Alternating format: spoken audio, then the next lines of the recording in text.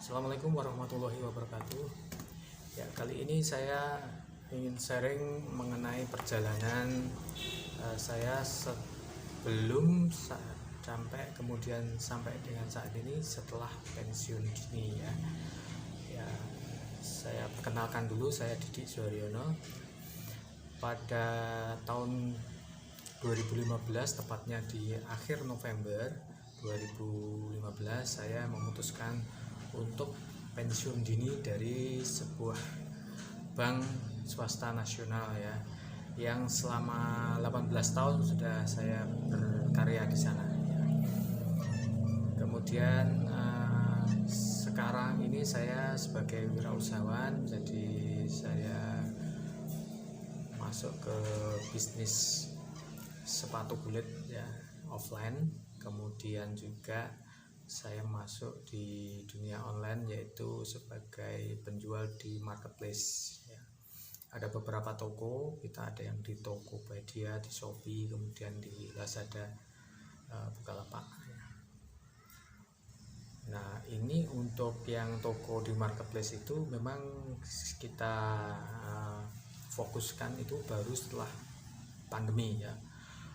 Nah, sebelumnya kita memang fokus di toko sepatu. Tapi toko sepatu seperti kita tahu, karena pandemi itu ada perubahan perilaku konsumen, di mana banyak orang yang tidak berani keluar rumah. Awalnya kan begitu ya, kalau sekarang sudah orang sangat leluasa, meskipun perkembangan COVID ini kan dari hari ke hari bukannya turun tapi malah naik gitu ya. Nah, ini behavior konsumen itu mencari barang-barang melalui online ya. Nah, kita sebagai orang yang memang harus bisa beradaptasi dengan situasi, saya juga akhirnya di Maret itu menjadi fokus di marketplace gitu ya. Tentu awalnya tidak mudah, karena bukan tidak mudah tapi mudah sih. Marketplace itu relatif lebih mudah dibandingkan kalau kita berjalan secara offline ya. Awalnya tidak begitu banyak, jadi Maret itu saya masih ingat, itu dari penjualan kita masih sekitar di bawah 1 juta omsetnya di bawah 1 juta. Kemudian di April itu sudah sekitar 7 juta ya. Kemudian naik ya, sampai sekarang sudah puluhan juta ya, dan bahkan kita sudah bisa mengembangkan toko tambahan karena menyesuaikan atau mengikuti regulasi di Shopee yang lebih longgar ya tentang pembukaan toko. Nah, itu soal yang lain. Nah, saya ingin sharing kali ini mengenai bagaimana perjalanan saya sejak pensiun dini itu sampai sekarang ya. Jadi sebelum memutuskan pensiun dini itu, saya di bulan September, tepatnya tanggal 3 September, saya mulai punya usaha jualan kaos ya. Pada waktu itu saya bertugas ke Jogja, kemudian secara spontan itu saya tiba-tiba terbersit untuk, karena di Jogja itu terkenal banyak konveksi kaos ya, produsen kaos, sehingga saya pada saat ke Jogja itu saya mengajak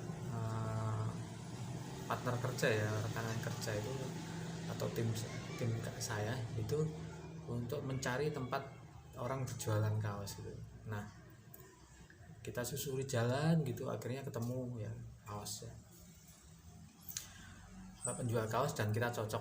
Waktu itu saya menjual kaos My Trip My Adventure yang saat itu acara TV-nya lagi hit ya. Saya juga suka nonton ya, karena itu kan My Trip My Adventure kan berkaitan dengan ya mengeksplorasi keindahan alam Indonesia, dengan mereka lebih ke eksplorasi yang tidak biasa gitu ya.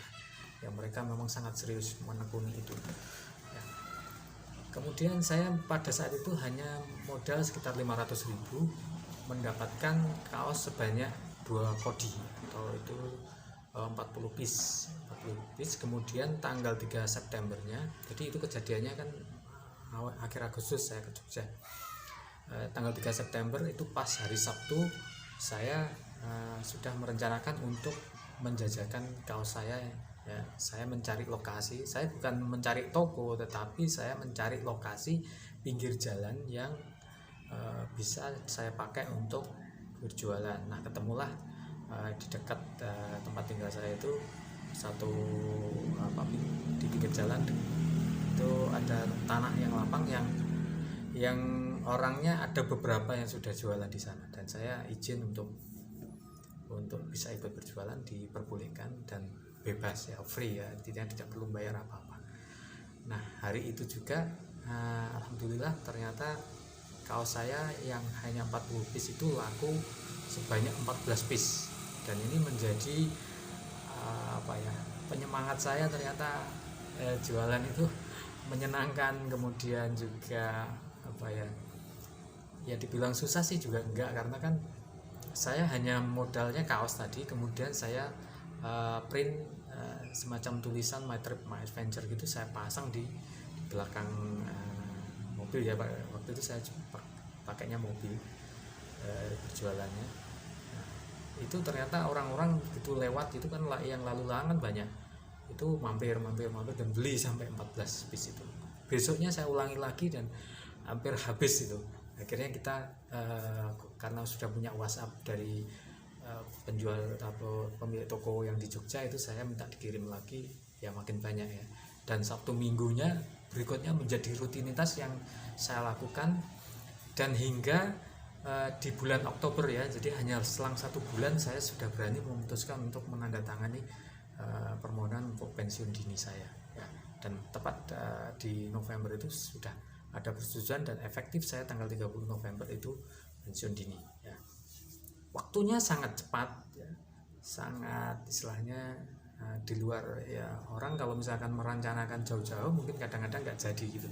Saya begitu memutuskan untuk punya bisnis sampingan itu, akhirnya mempunyai semacam ya, bukan memudahkan bisnis, tapi bahwa kita itu punya potensi penghasilan yang di luar pekerjaan kita loh gitu. Coba kalau misalkan kita serius di sana, apakah tidak berhasil juga ya? Tentu tidak ya, karena kan ternyata saya juga berkiblat ke orang-orang yang sudah menerjuni dunia berjualan gitu ya, banyak yang sukses gitu. Nah, satu hal yang menjadi momen dimana saya menguatkan pikiran bahwa saya juga sebaiknya saya juga nggak terlalu berlama-lama di bank tersebut. Itu saya kalau pagi yang biasanya saya berangkat ke kantor itu memperhatikan jalan saja, lempeng saja gitu, lihat orang lewat lalu lalang saja sudah biasa gitu. Nah, kali ini saya merubah memandang ya, cara pandang saya terhadap perjalanan saya. Dalam 1 minggu itu saya merubah cara pandang saya terhadap perjalanan, yaitu saya memperhatikan dan bertanya kepada diri saya sendiri, apakah orang yang pertama ya, apakah berapa banyak orang-orang yang berjalan itu yang seprofesi dengan saya. Itu yang pertama. Kemudian yang kedua, sepanjang jalan ya kurang lebih sekitar 12 kilo ya, yang saya tempuh sekitar ya 20 menitan gitu, itu berapa banyak orang yang punya usaha atau yang punya pekerjaan di luar sebagai karyawan. Nah, jawaban yang pertama tentu saya lihat orang-orang yang berjalan pakai kendaraan yang rutin tiap hari itu, mereka profesinya ya dari seragamnya udah beda-beda. Ada yang kemudian naik kendaraannya juga ada yang naik bis karyawan dan sebagainya. Yang artinya mungkin yang saya hitung-hitung ya, ini perkiraan kan tentunya, yang berprofesi sama sebagai pegawai bank ya tentunya sedikit sekali gitu. Artinya orang-orang banyak juga yang berprofesi selain saya gitu, seperti saya gitu, dan mereka istilahnya mata pencahariannya juga berbeda dengan saya gitu.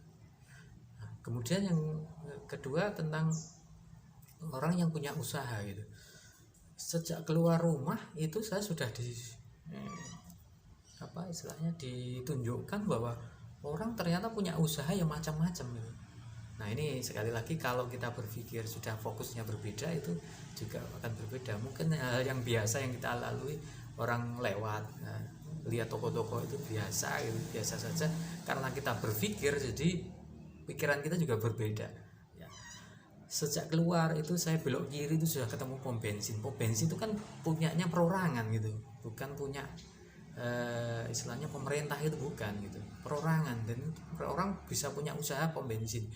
Di dalam pom bensin ada Alfamart ya. Kemudian geser lagi ada showroom ya, showroom mobil. Kemudian belok saya terbalik, kemudian di situ ada Indomaret, ada apotek, ada lanjut lagi ada bengkel, ada orang jualan makanan ya, rumah makan. Kemudian ada yang jual pakaian anak, ada bengkel las, apotek ya. Kemudian apalagi ya, banyak sekali ya. Ini tempat setir khusus setir mobil ya, sekaligus bengkel. Dan ini semuanya punyanya perorangan. Kemudian ada perbaikan komputer, kemudian ada toko sepatu juga di sana. Dan sepanjang jalan sudah macam-macam, banyak sekali macamnya. Dan itu semuanya akhirnya saya pikirkan gitu. Saya berpikir ternyata orang itu punya usaha macam-macam gitu. Dan mereka juga berkaryanya di sana dan survive gitu, artinya ya bisa gitu, dan bahkan berkembang. Contohnya seperti pom bensin, kalau misalkan kita pikirkan tentang valuasinya, misalkan nonton nilainya itu berapa miliar gitu, yang notabene itu mungkin akan sulit kita dapatkan hasilnya, nominal uangnya gitu, kalau misalkan kita bekerja sebagai karyawan ya, terutama seperti saya sebagai karyawan bank, itu bisa dihitung kan berapa penghasilannya gitu ya. Nah itu hal yang membuat saya akhirnya mempunyai kesimpulan yang baru ya. Kemudian berikutnya saya melihat sekeliling rumah ya. Sekeliling rumah itu saya lihat berapa banyak sih orang yang bekerja sebagai karyawan ya, karena saya tinggal di satu kawasan yang atau satu lingkungan yang istilahnya saya mendapatkan rumah dinas kan, itu saya tinggal di seperti ya cukup elit lah gitu. Nah itu orang-orang saya perhatikan ya, ada yang punya pabrik di sana, ada yang punya penggilingan padi, ada yang karyawan mungkin sedikit ya, tapi banyak pengusaha di sana. Nah artinya kan kesimpulannya saya menyimpulkan, namanya pekerjaan saya tanyakan kembali apakah memang ini menjadi pekerjaan yang terbaik buat saya gitu. Nah, langkah selanjutnya tentu saya mendiskusikan dengan istri, kemudian dengan anak-anak, dan akhirnya memang proses kita cepat. Di Oktober saya memutuskan untuk menandatangani itu ya. Nah kemudian selanjutnya setelah pensiun apa yang saya lakukan ya, saya meneruskan berjualan. Nah ini poinnya yang mungkin jadi pembelajaran juga teman-teman, adalah sebaiknya fokus ya. Kenapa begitu? Karena saya setelah keluar itu masih istilahnya masih setengah kaki setengah kaki melangkah, setengah hati sih ya. Setengah hati melangkah, artinya saya memang pensiun dini, kemudian tapi saya juga masih berharap saya mendapatkan pekerjaan lagi gitu, artinya masih bekerja sebagai karyawan lagi. Jadi saya masih melamar kerja. Nah, kenapa ini saya katakan tidak terlalu bagus? Karena justru ini menjadi akhirnya kita nggak full fokus di sana.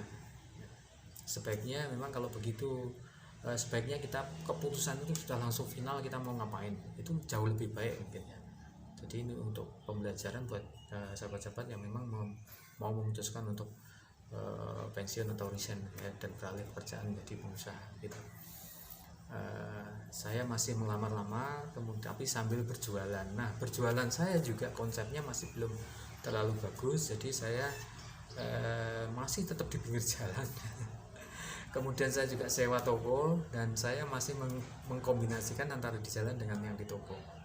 Itu sampai beberapa saat, itu sudah agak lama sih proses itu. Dan saya menggabungkan, saya waktu itu berkonsepnya sederhana saja, di jalan itu memang trafficnya cukup kencang, dan kita tentu tidak sewa tempat ya, modal kita juga nggak banyak, artinya kita fokus di produk, jumlah produknya banyak, jadi kalau di mobil itu full ya, kalau ada operasi polisi kena ya, itu full jadi apa namanya, saya melihat begitu, jadi saya lebih baik di jalan itu saya jemput bola. Cuma memang kan banyak kelemahan kalau di jalan, jadi Anda sangat tergantung dengan waktu ya, waktu bukanya hanya sampai dengan ya sore, karena saya juga nggak mau sampai malam, saya sampai sore, kemudian saya lanjut di toko yang saya sewa itu ya, saya sewa yang saya jangan bukanya malam awal-awal, kemudian saya buka full di sana. Di jalan itu juga berisiko tentang cuaca, misalkan kalau sudah mendung gitu, sudah kita nggak bisa berani buka ya.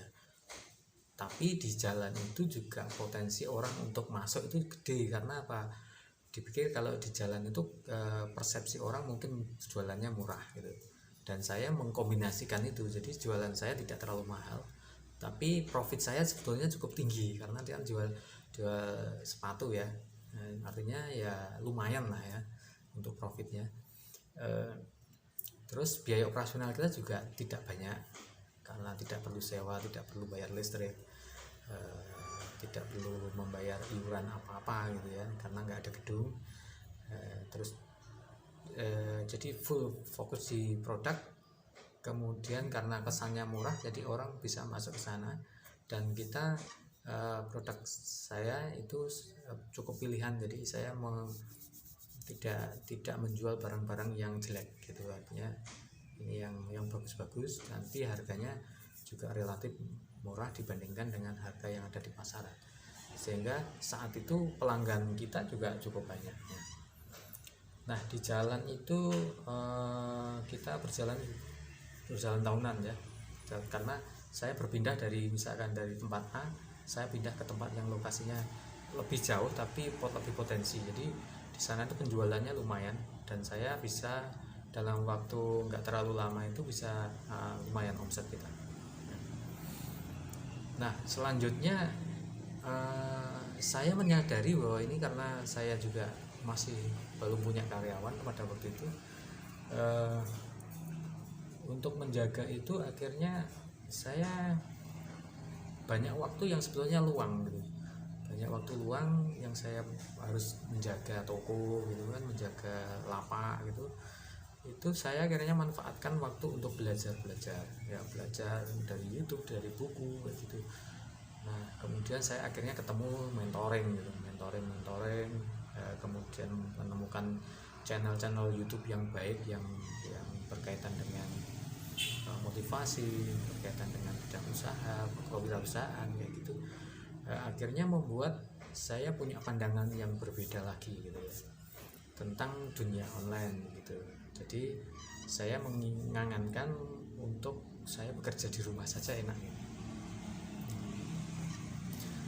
Nah untuk sampai memutuskan bisa bekerja di rumah ya, itu ternyata saya harus menunggu ya, bukan menunggu ya, artinya di situasi pandemi ini gitu, ketemu momennya ketemu, sehingga saya akhirnya bisa berjualan dari rumah, dan toko yang di offline yang tadi itu saya tutup, kemudian saya fokus jualan di offline tapi tetap ada di rumah, jadi rumah sekaligus ada toko.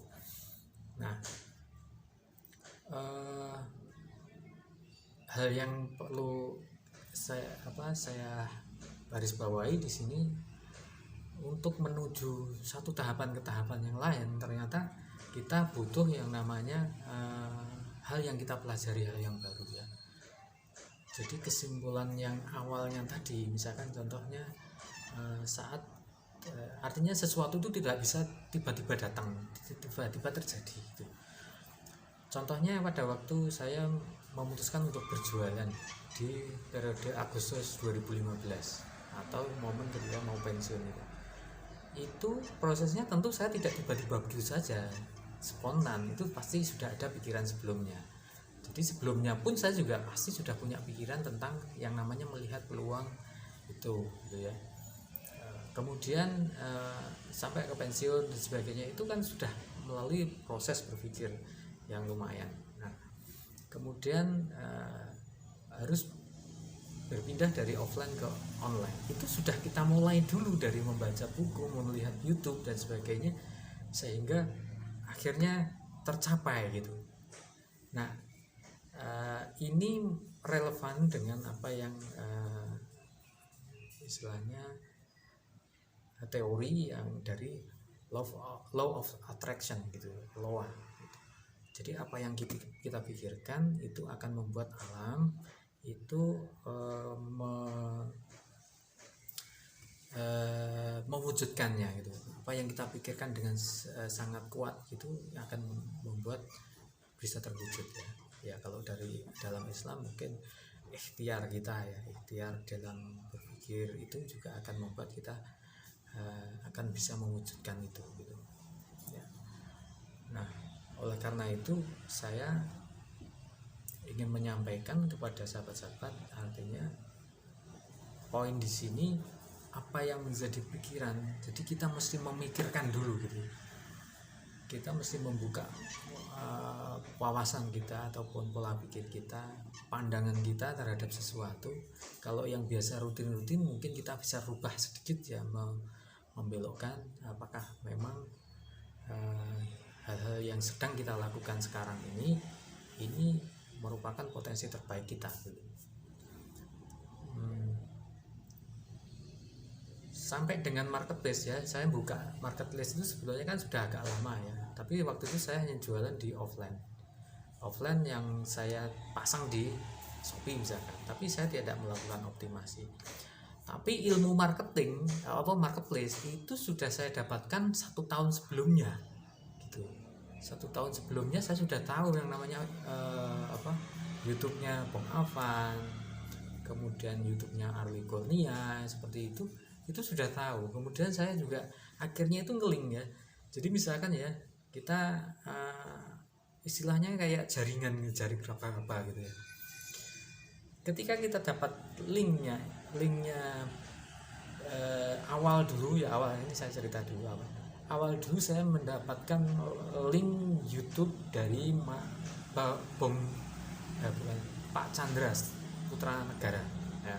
Itu yang berbicara motivasi, bicara tentang sukses sebelum 30 tahun ya. Usia saya sudah lewat itu, tapi teorinya motivasinya bagus ya. Nah, dari Pak Chandra ini akhirnya melebar, saya mencari yang namanya Pak Jaya Setiabudi, kemudian akhirnya ketemu Arli Kurnia gitu. Arli Kurnia ini membuat ternyata juga link lagi ke Bong Avan, link lagi ke yang lain-lain. Jadi banyak sekali, akhirnya ketemu yang namanya Christine Ali gitu. Kemudian Christine Ali itu mewawancarai misalkan Vikram, kemudian banyak ya di sana ya, itu orang-orang yang menginspirasi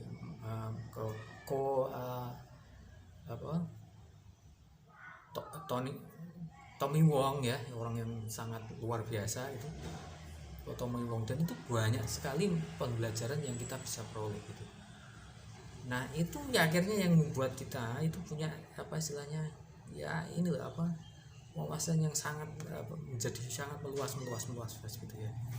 Nah akhirnya mungkin kita bisa mengerucut ke misalkan ke marketplace tadi itu ya. Marketplace tadi itu akhirnya kita sumber daya kita itu akhirnya dipertemukan gitu. Mungkin pada waktu Bong Avan dulu saya sudah mau masuk ke pelatihannya, itu saya tanya-tanya, ternyata saya untuk masuknya belum bisa. Artinya untuk budget saya mengikuti training itu sudah saya alokasikan ke Mas Arli dulu gitu, Mas Arli Kurnia. Saya ikut pelatihannya Mas Arli, tapi sebelumnya saya juga ikut pelatihan kewirausahaan yang lain ya. Jadi ada budget yang memang kita anggarkan untuk mengikuti pelatihan itu. Kemudian akhirnya tibalah ada kesempatan ternyata untuk yang mempelajari marketplace itu ya, setelah kita memantau terus perkembangan dari marketplace ini melalui YouTube gitu. Coba kita bayangkan kalau misalkan kita tidak pernah memikirkan atau tidak pernah membayangkan itu, bahwa yang kita lihat mungkin di TV itu sinetron ya, ataupun mungkin drama Korea, atau misalkan politik gitu ya, mungkin akan kecil kemungkinan kita mendapatkan istilahnya mendapatkan ilmu tentang yang namanya marketplace gitu ya.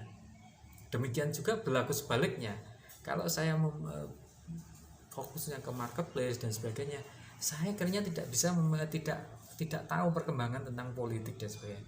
Nah, jadi saya sudah memfilter sendiri tentang informasi-informasi atau pikiran-pikiran kita terhadap informasi yang saya terima gitu. Sudah memfilter itu dan akhirnya membuat kita lebih fokus. Nah, akhirnya sampailah sekarang saya di marketplace ya, alhamdulillah. Kita di sana juga dipertemukan, saya dipertemukan dengan mentor yang sangat luar biasa menurut saya, dan saya sangat appreciate dan hormat kepada beliau. Ilmunya tentang sebetulnya bukan teknis lagi, jadi beliau mengajarkan tentang namanya kunci kesuksesan itu sebetulnya ada 5% itu di teknis ya. Mungkin saya sebelumnya sudah hanya fokus di teknis itu, ternyata di balik gitu ya. Kunci sukses itu 5%-nya teknis, yang 95%-nya adalah psikologi ya. Oleh karena itu saya sekarang juga sedang mulai belajar tentang NLP, tentang peta kesadaran dan sebagainya, dan itu luar biasa. Kita punya ketenangan yang lebih baik gitu. Kita juga mungkin tidak kemerungsung ya, kemerungsung, termasuk YouTube ini ya. Saya baru upload produk, bersedia apa sih, kita mau coba untuk berbagi ini juga dalam rangka 95% tadi itu.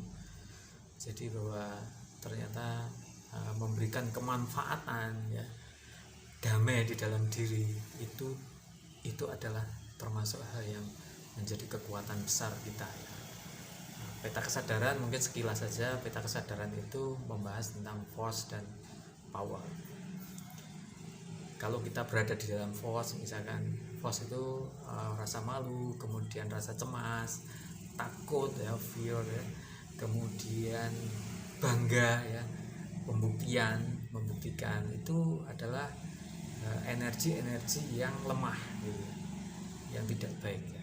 Energi di atasnya yaitu power, itu nanti itu ada skalanya. Nah, mungkin kalau misalkan saya sudah mempelajarinya cukup baik, saya akan share tentang ini. Tapi di YouTube sudah banyak. Nah, coba Anda bisa lihat itu, dan itu penting banget ya, penting sekali. Mungkin Anda yang harus pelajari itu dulu ya, selain yang lain-lain teknis dan sebagainya nanti aja, itu dulu. Power itu adalah energi-energi yang kekuatannya positif. Jadi misalkan tahapannya kan dia naik-naik gitu kan. Misalkan tentang percaya diri gitu, kemudian berserah gitu ya, aslinya bukan pasrah lemes ya, tapi berserah ya. Ada kan kalau di agama itu yang kita memang berserah kepada Sang Pencipta untuk dan ternyata itu powernya power positif dan tinggi gitu. Kemudian berikutnya damai gitu. Damai, kita merasa damai itu juga tinggi powernya. Kita tidak terpengaruh dengan lingkungan ya, kita mengendalikan diri kita sendiri, itu sudah sesuatu hal yang baik sekali. Kemudian level yang tertinggi ya, yang seperti halnya ustadz itu intinya tentang pencerahan ya. Pencerahan itu artinya ya orang-orang yang sudah secara kemampuannya dia sudah ada sifat-sifat keilahian gitu ya. Nah, itu luar biasa. Jadi Anda kalau mau belajar itu peta kesadaran, itu yang pertama. Yang kedua NLP.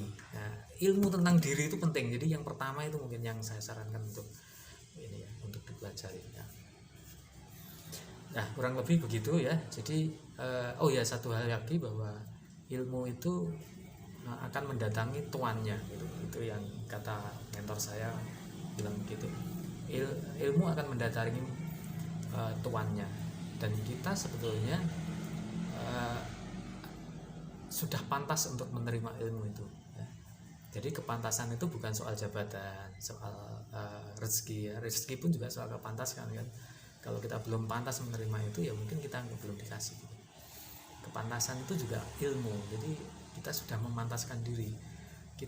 Saya ketemu dengan misalkan suatu pelatihan, itu juga sebetulnya itu soal kepantasan, bahwa saya memang sudah pantas mas masuk ke pelatihan itu ya. Mungkin level kita akan naik. Nah itu tergantung faktor kepantasan tadi ya, termasuk menerima ilmu NLP, ilmu tentang peta kesadaran itu juga sebetulnya soal kepantasan. Memang saya sudah memantaskan diri misalkan untuk menerima itu dan mau. Karena apa? Kalau Anda belum pantas ya, artinya belum menyediakan diri. Saya bilang begini, misalkan pelajari peta kesadaran, itu orang yang apa itu itu pasti akan seperti itu. Artinya memang belum waktunya untuk mereka mendapatkan ya. Baik, itu ya untuk sementara sharing saya agak panjang tapi mudah-mudahan bermanfaat. Jadi Anda bisa menyimpulkan tentang apa yang harus dilakukan ya terkait dengan persiapan Anda. Misalkan mau merencanakan pensiun, ada baiknya adalah yang pertama itu ngulik diri, kemudian belajar tentang diri ya, tentang psikologi tadi. Teknis itu nanti aja, kalau misalkan Anda sudah pasti ininya sudah kuat di dalam psikologinya. Misalkan Anda tiba-tiba saya mau punya sambilan tentang mau bikin angkringan misalkan, ya baik saja, cuma itu mungkin kalau saya yang bilang, saya jangan dulu gitu ya. Kenapa begitu? Karena sebaiknya Anda mempelajari dulu tentang ngulik diri dan belajar mindset ya, mindset. Mungkin sedikit saja sebelum saya akhiri. Saya mengikuti suatu pelatihan kan sekarang ini, saya ikut satu lagi. Nah, saat berdiskusi atau webinar yang barusan kita diselenggarakan oleh pihak ini manajemen itu, ada satu orang yang bertanya gitu, yang menyampaikan bahwa saya itu sudah terlanjur keluar dari pekerjaan saya dan ikut pelatihan ini ya, dengan harapan karena tahu bahwa sudah banyak yang berhasil. Ternyata begitu, dan ikut jualan di marketplace, maksudnya jualan di marketplace, tapi sampai sekarang belum menghasilkan padahal modalnya sudah besar gitu. Nah, saya marah kepada diri saya sendiri. Itu orangnya bilang begitu. Nah, saya cuma menyimpulkan bahwa ini soal bukan soal teknis lagi, ini soal mindset gitu.